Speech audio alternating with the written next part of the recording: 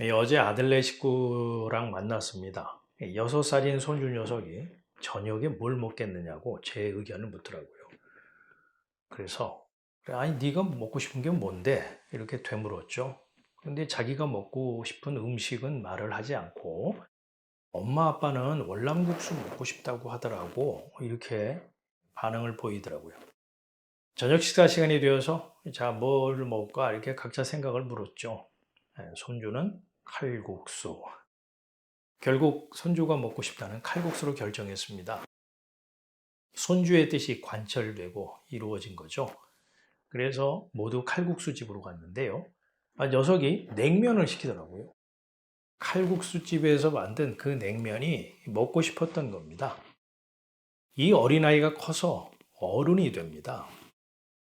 무슨 말을 하려는 것인가 하면은 사람은요, 자신의 판단에 따라서 선택하고 결정한다는 겁니다.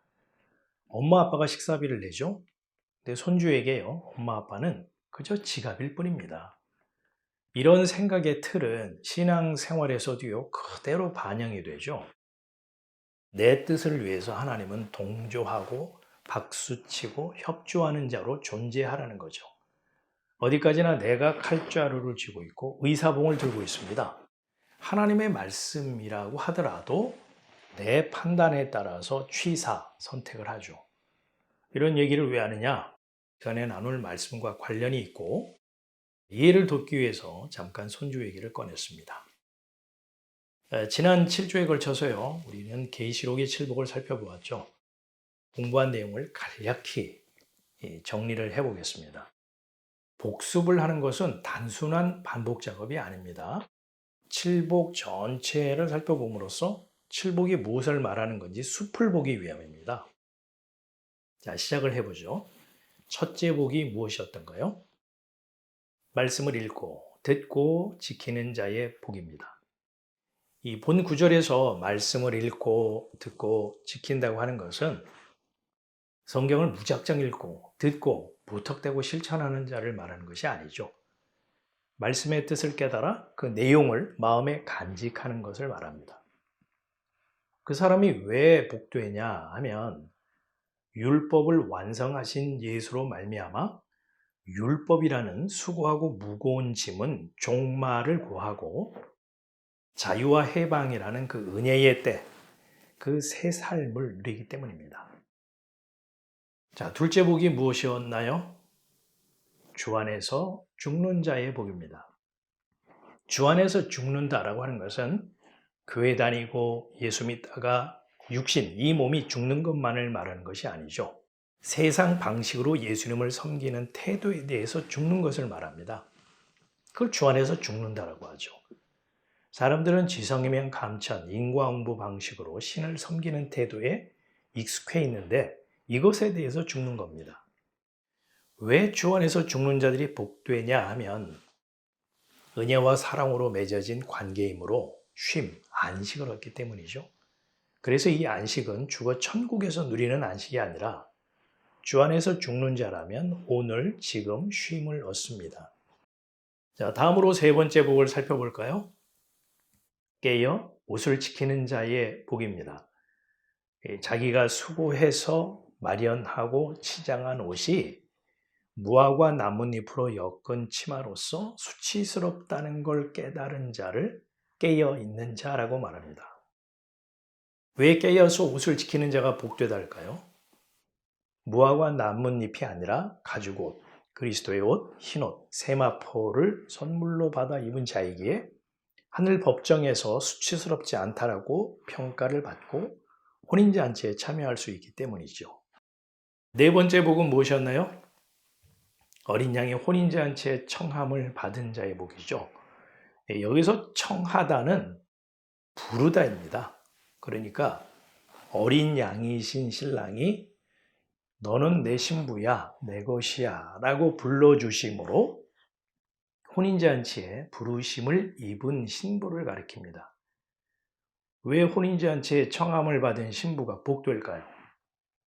신랑과 혼인, 하나됨을 통해서 생명을 잉태하기 때문이죠.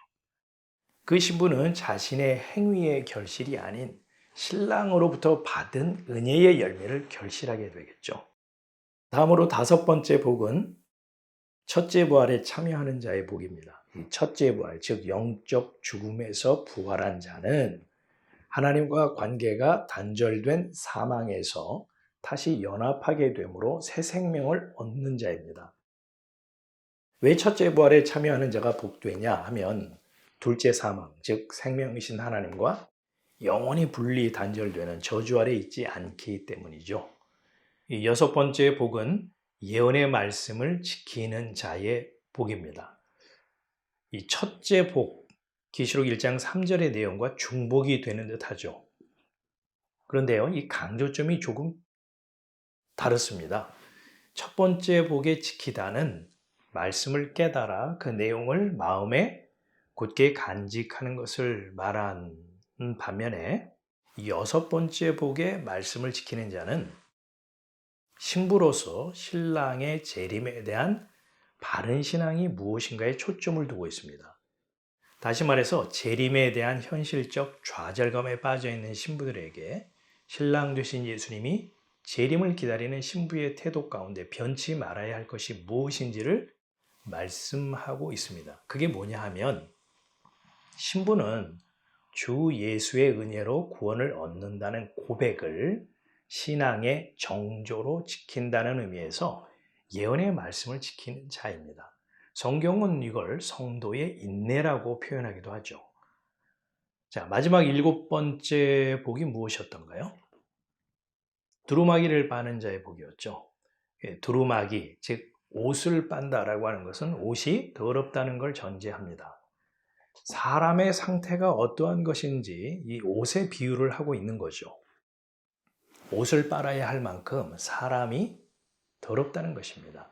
더러워진 사람, 아니 더러운 사람, 뭘 가지고 빨아야 깨끗해질까요?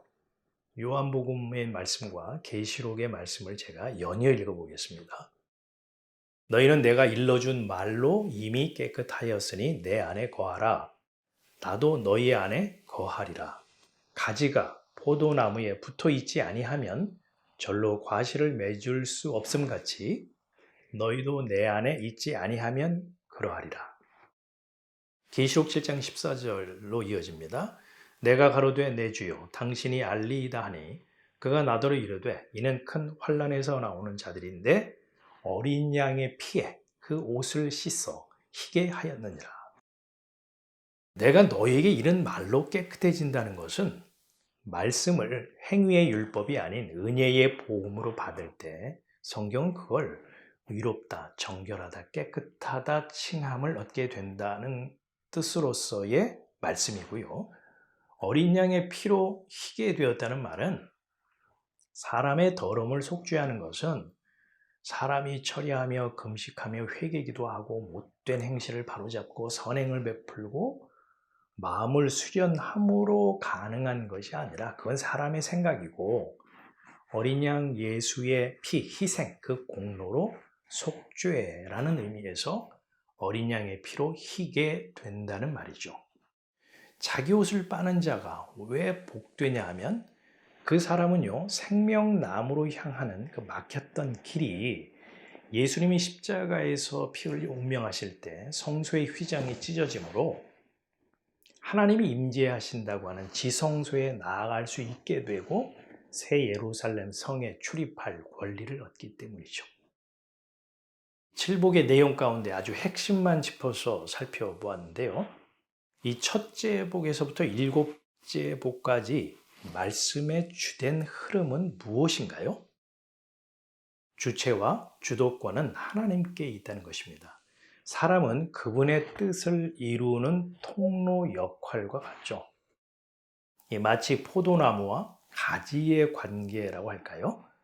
포도나무에 붙어있는 가지는 열매를 맺는 통로 역할을 하죠.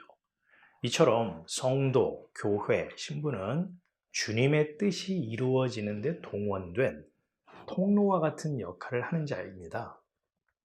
설교서도 언급했듯이 사람은요, 자기 뜻, 자기 계획, 비전, 자기 포부를 이루기 위해서 부모의 협조는 물론이고요, 하나님까지 소환하려고 하죠. 하지만 하나님은 그들 가운데 불러낼 자를 불러내어서 하나님의 뜻을 이루는 일에 통로 역할을 하게 하십니다. 노아가 그랬고요. 아브라함, 요셉, 모세, 그리고 예수님의 제자들, 이들이 포도나무에 붙은 가지 역할에 동원된 자들이었죠. 계시록의 칠복은 7가지 종류의 복을 나열하고 있는 것이라기보다는 주의 은혜를 입어 그분의 뜻이 이루어지는 통로로 부르심을 입은 그자가, 지체가, 가지가 복되다는 말씀을 7번에 걸쳐서 하고 있다는 것을 알 수 있습니다. 한마디로 은혜라는 단어로 축약할 수 있겠죠. 계시록의 칠복을 복습한 이유가 바로 이 점을 확인하기 위해서였습니다. 이 칠복에 대한 설교를 마무리하면서요, 2가지로 좀 정리를 하려고 합니다. 첫째, 성도, 신부, 교회는요, 주님의 뜻을 이루는 일에 동원된 자라는 사실입니다. 내 뜻과 비전을 이루는 무대가 교회이어서는 안 되겠죠. 둘째로, 성경이 말하는 신앙은요, 주님에게서 비롯된 것이어야 하고요, 주님으로부터 받은 것이 있어야 합니다. 신앙생활은 쥐어짜는 게 아니라 받은 것으로 말미암아 자연스럽게 흘러나오는 반응이어야 한다는 거죠.